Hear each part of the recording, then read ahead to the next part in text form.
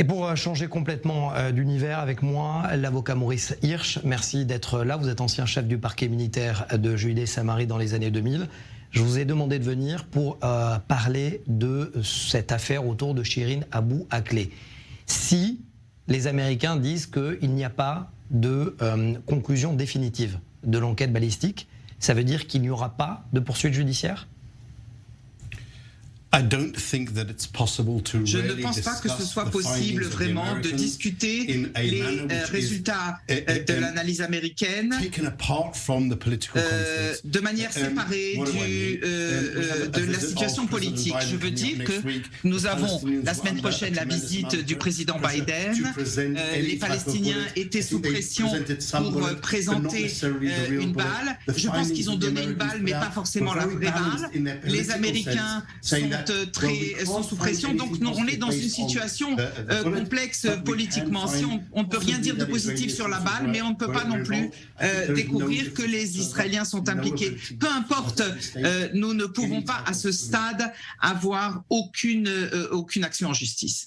Cela veut dire que lorsque le chef d'état-major, Aviv Kochavi, dit que l'enquête se poursuit, elle se poursuit quoi? Au niveau pénal, au niveau criminel, au niveau interne?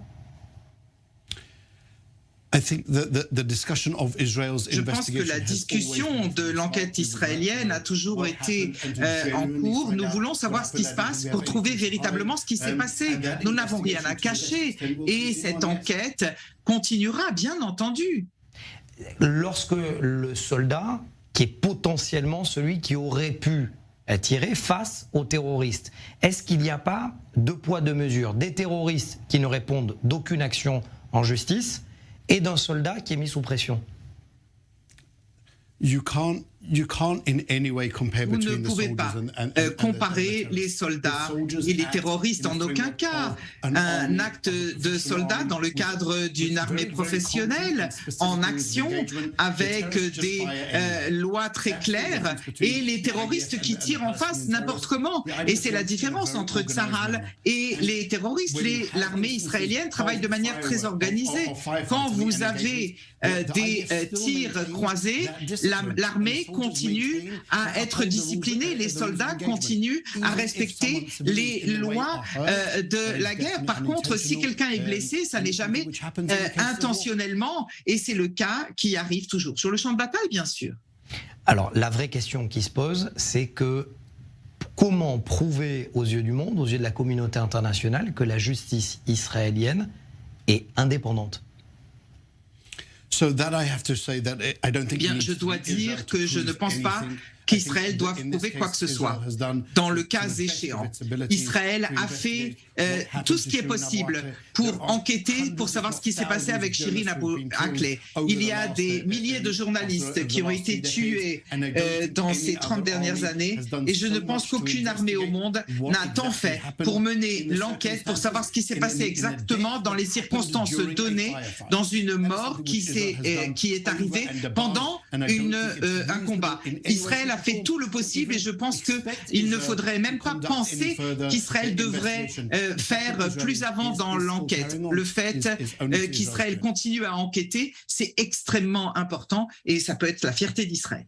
Alors, ça sera ma dernière question, et je m'adresse au lieutenant-colonel de réserve, Maurice Hirsch. Vous étiez chef du parquet militaire de Judée-Samarie. C'est justement celui qui devra éventuellement statuer si oui ou non il y a eu faute.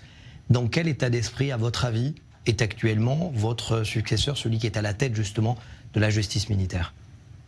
Je pense qu'actuellement, le directeur du parquet militaire a déjà dit il y a un mois qu'à ce stade, il n'y a pas suffisamment de preuves pour faire quelque enquête criminelle que ce soit. Pour faire une enquête pénale, il faut qu'il y ait un soupçon concret que la personne incriminée ait commis un crime pénal. Je ne pense pas que ce soit le cas aujourd'hui. Il n'y a aucune base pour ouvrir ce type d'enquête pénale, et donc je ne pense pas que ce type de décisions vont être prises dans un avenir proche. Merci beaucoup, Maurice Hirsch, avocat. Et c'était important que vous veniez justement pour mettre justement les mots sur les mots et donc véritablement expliquer la situation sur le terrain. Merci à vous.